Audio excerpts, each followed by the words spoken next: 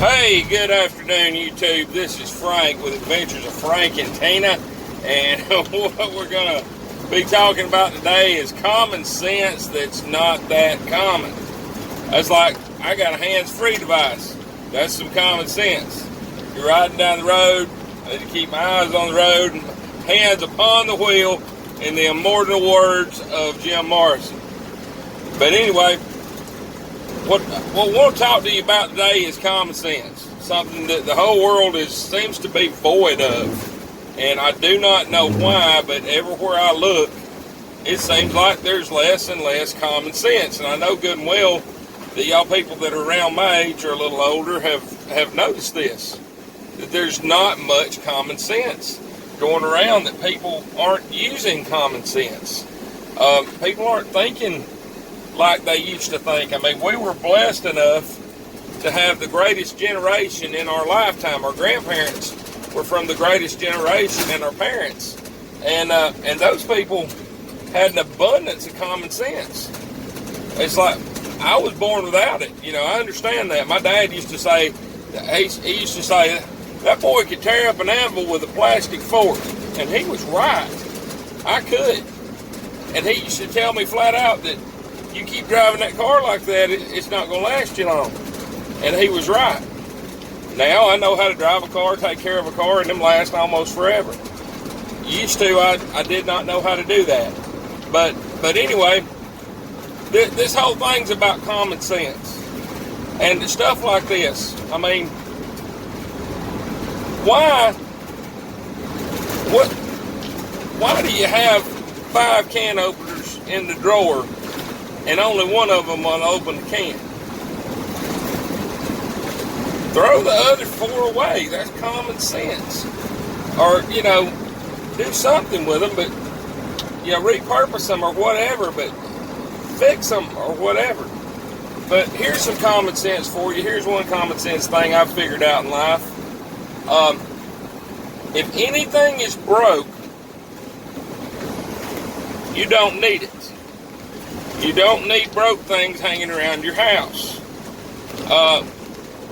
If it's broke, you either need to repair it to where it's useful and has a purpose again, or you need to throw it away. It needs to go away. It needs to leave.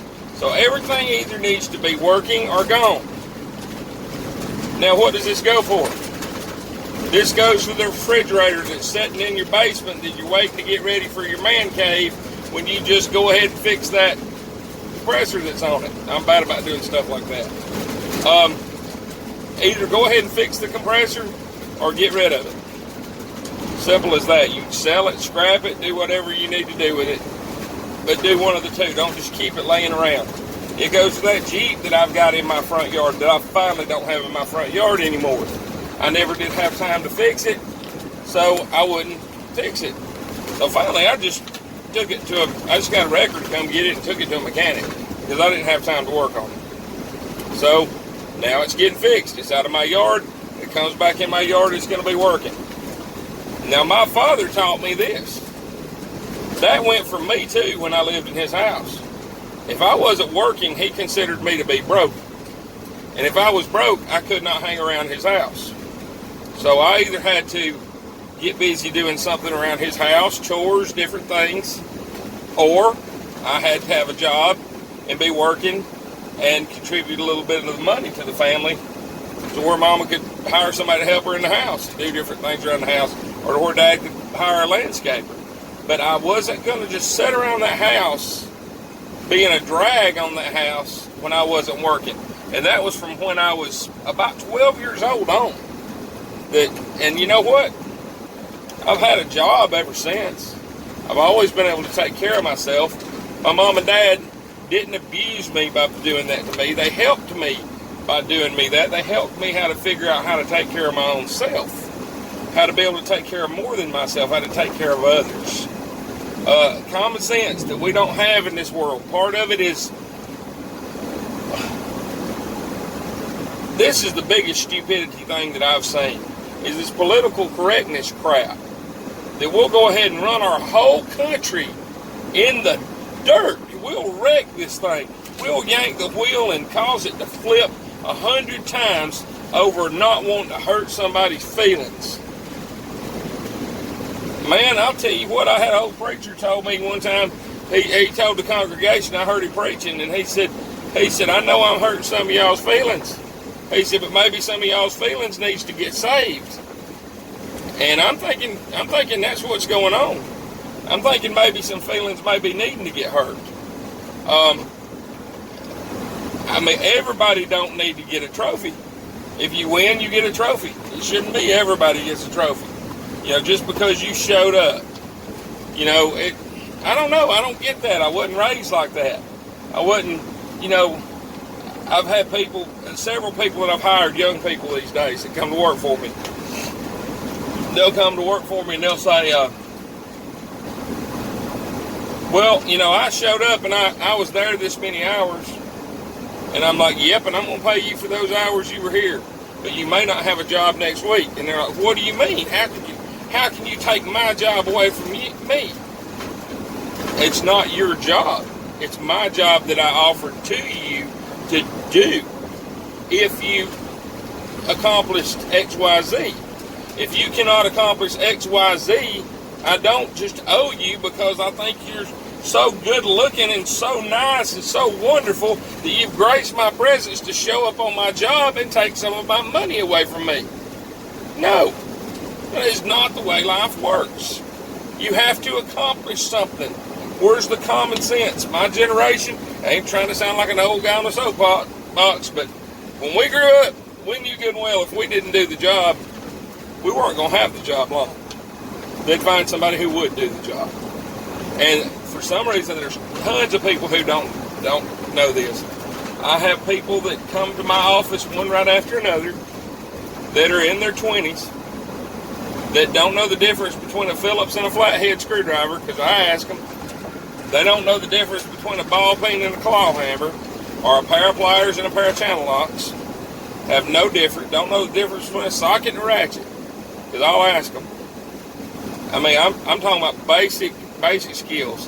Heaven forbid know how to read a tape. None of them know how to read a tape. They don't know anything about basic anything, basic construction, basic anything. I mean, I don't see how they really even got far in life. And the first thing they'll do is tell me, how much does this job pay? What are the hours on this job? Because I'm not working weekends. And I'm not working past 4 o'clock. And I'm not going to work heights. And I'm not going to work in crawl spaces. And I'm not going to get dirty. If you got somebody to get dirty, you've got the wrong person. And if it's paying less than $15 an hour, I'm not going to do the job. And they come in my office like they're interviewing me. And a bunch of them don't even have high school diplomas. Not at all. I'll tell them we run a drug test. They'll tell me that, you know, that they don't know. I've had 2 people tell me when I told them I was going to run a drug test that they thought that was a violation of their constitutional rights. So, I don't know what's happened, but our country is void of common sense. Here's some common sense for you. It's not the cruel world's fault that I weigh 400 pounds, no matter what I tell you. It's my fault that I overeat and I don't exercise enough. Fact. I could fix it if I wanted to. Fact. I obviously don't want to bad enough because I haven't done it. I like Little Debbie cakes better than I like to be skinny. Bottom line, I've made my choice. I got what I decided. You know, I'll live with the consequences. And I'm not a victim because this is a choice that I made. It was nobody's fault that I'm fat. It's not my fault that I'm fat because of the color of my skin. It's not fault that I'm fat because of the economic situation that was put upon me and I'm forced to eat cheeseburgers from McDonald's. That is not the reason I'm fat. I mean, we live in the land of the fat homeless people. I mean, I seen a homeless guy that had a sign that said, "Hey lady," that said, "We'll work for food.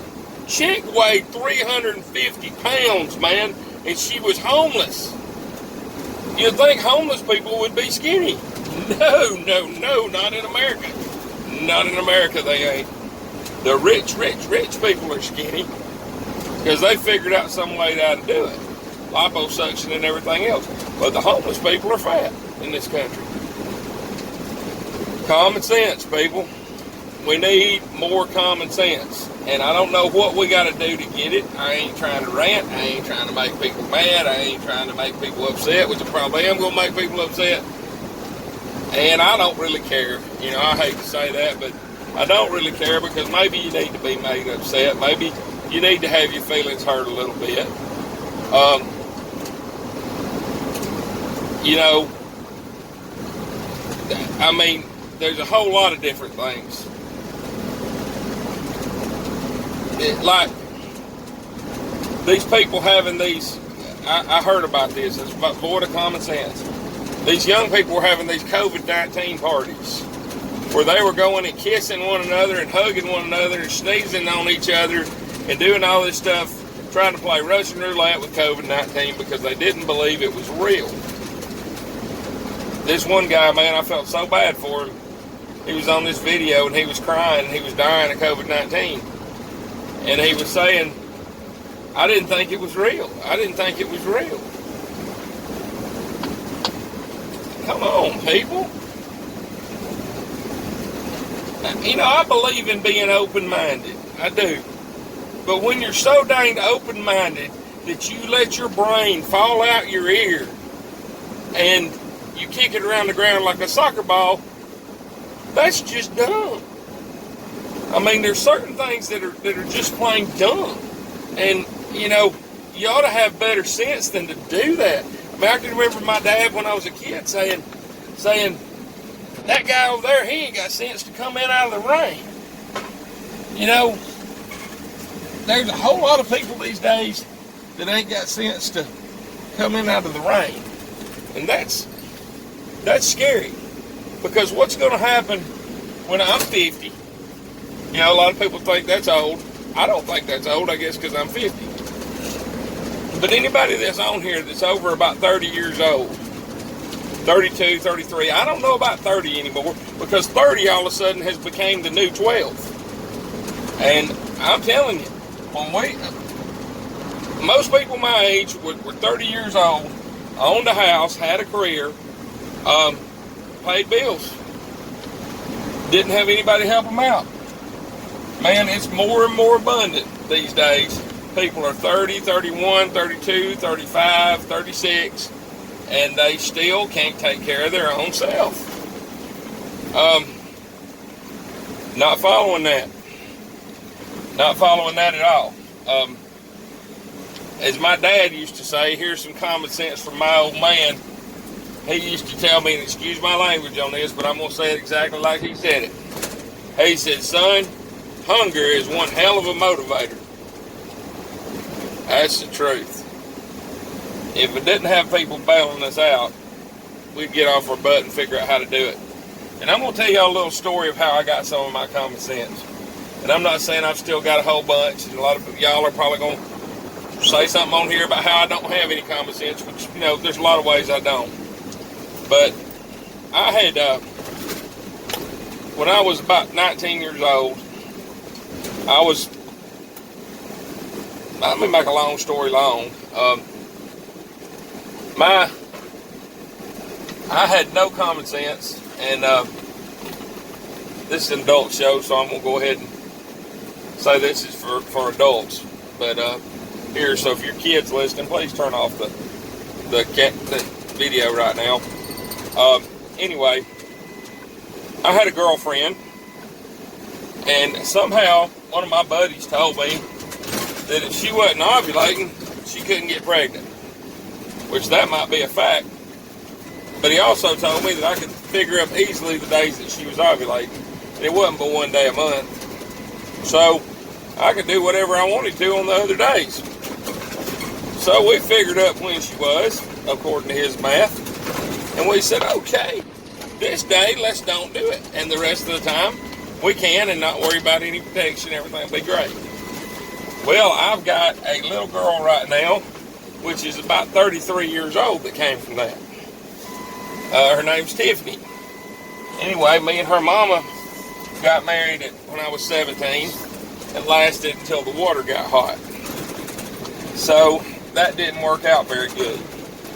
So I had to quit school to become a dad, take care of the baby. Got a job, got a house, played house for a little bit, got divorced, went and got a GED and enrolled in college. And I was in one college and I was working my way through and playing in a rock band and doing everything I wasn't supposed to do back then, and acting pretty young and stupid. And all of a sudden, we went to spring break one year in Panama City. Back when, I don't know if all y'all remember, the La Vila thing was all over MTV Spring Break. But anyway, I went down there on spring break, and I'd been there off and on my whole life. So I went there and got me a job working for La Vila. And I did almost all the camera work for the spring break because they had their cameramen do it. A lot of that stuff's where I learned how to do editing, like I'm doing on the videos today. We did our video editing, and we did, our camera work. And so I did all the camera work for the bikini contest and for the spring break stuff, and it was like a dream job. I had a house on the beach, or an apartment on the beach, and I lived down there for about 3 years. Well, when I first moved down there, it was during spring break. I had plenty of work. I was working around the clock. I was making money hand over fist. Everybody was there because I got paid from a percentage of how many people were there. And then all of a sudden, there wasn't nobody there on the beach. Between spring break and, back then, between spring break and graduation, it was dead empty. So I went through 1 week where I blowed every dime I had. I went through 1 week starving to death. Went through the next week, come out of money, run completely out of money, and was about out of food. So I called my dad on the phone, and I said, "Hey, Daddy, you reckon you could wire me some money? It's kind of slow down here." And he said, "Yeah, how much you need?" So I said $400. He sent me $400. I took that $400 and I blowed it just as fast as I could. About 4 or 5 days later, I called him and said, "Hey, Daddy, that money run out and our work hadn't started back up yet. Could you send me some more?" He said, "Well, son, I'm getting a little tired of this, but yeah," he said, "I'll go ahead and send you some more money. You're going to pay me back, right?" I said, "Yes, sir." He said, "All right, I'll send you a little more money." He said, "Where have you went and tried to get a job?" I said, "Well, I got a job." He said, "Well, obviously, you don't got a job, you ain't getting any money. You're having to ask me." He said, "Try to go find you a real job." And I said, "Well, Dad, this is a real job, and I don't want to have something when this comes in, because this is a dream job that everybody wants.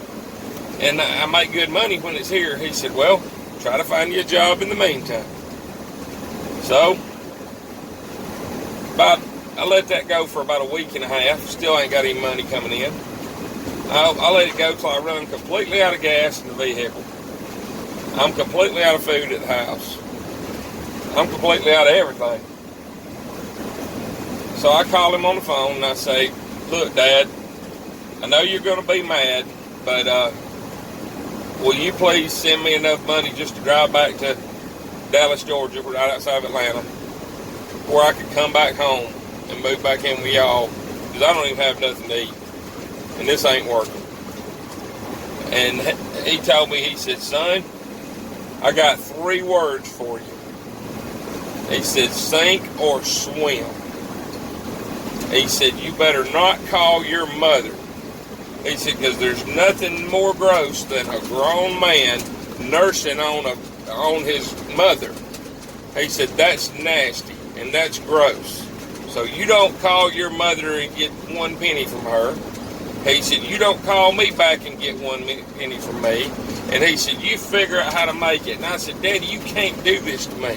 He told me, he said, "I didn't do this to you, son. You did it to yourself." hunger is one hell of a motivator.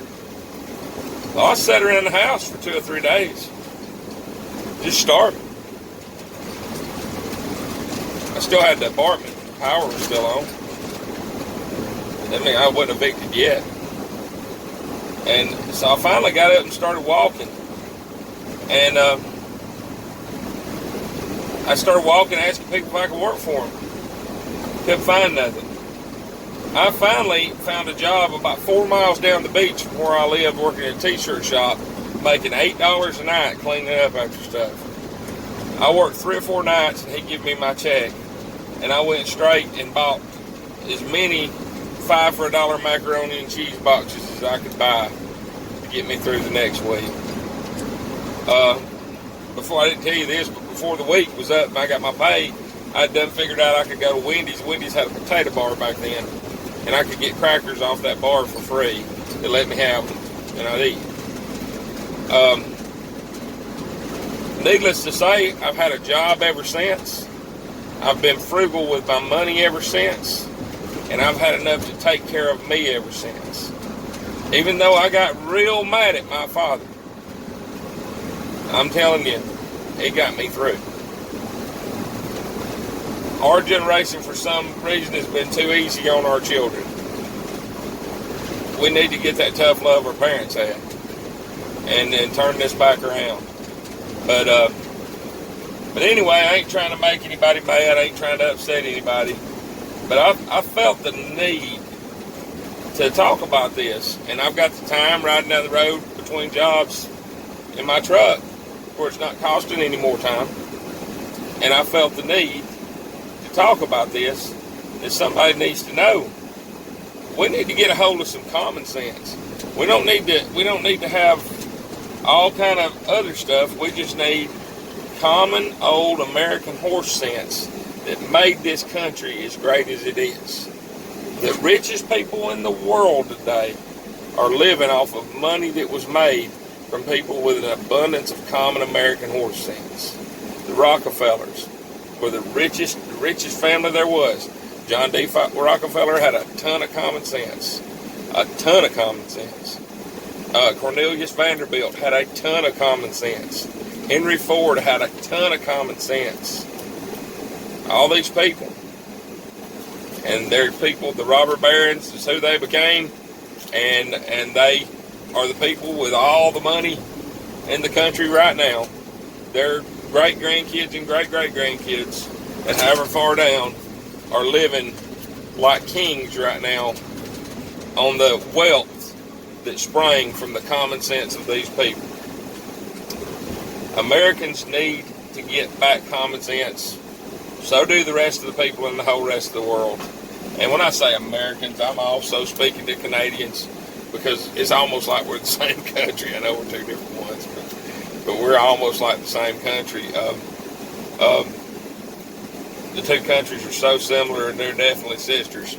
And they're so similar, it's insane. But we do need common sense. That's why I like to watch the homesteading channels, because most of the people on the homesteads have a lot of common sense. And we need to have some common sense. We don't need to be just doing dumb things to the left and right and running this country in the ground. And we don't need to be, I'm not trying to tell anybody how to vote, but however way you vote, try to vote for somebody who's got some common sense, whether they're Republican or Democrat. Vote for them if they got common sense. If they ain't got any common sense, don't vote for them. I mean, it's plain and simple. If people do stuff that's stupid, don't vote for them. If somebody, does it make common sense to send all of our money over to Iran? No. Why did we do that? So they would like us and be our friend, and they wouldn't hurt us no more because we give them hundreds of billions of dollars. Have you lost your mind? They'll use that hundreds of billions of dollars to buy a bomb to blow us up. And I don't hate Iranian people, but they, there's a lot of them that do hate us, not necessarily the people, but the country itself. Hate the people that are running the country. They hate us. They don't want us here. They chant death to America. I've heard it on TV. Now, I know some Iranian people that work in the convenience stores around. They're the nicest people you ever met, because they're down-to-earth people just like us. And there's some common sense. Don't hold it against them just because they're from a country like that if they came over here and decided to be Americans now. Because we all come from somewhere and decided to be an American, or we all come from somewhere and decided to be a Canadian, or we're all from somewhere else. None of us are from here unless you're a Native American. And there are a few of them out there, but most of us aren't. And anyway, there's my common sense for today. And I'll probably edit this down where it's not going to be as big as it is now. But y'all have a good day. And try to use some common sense.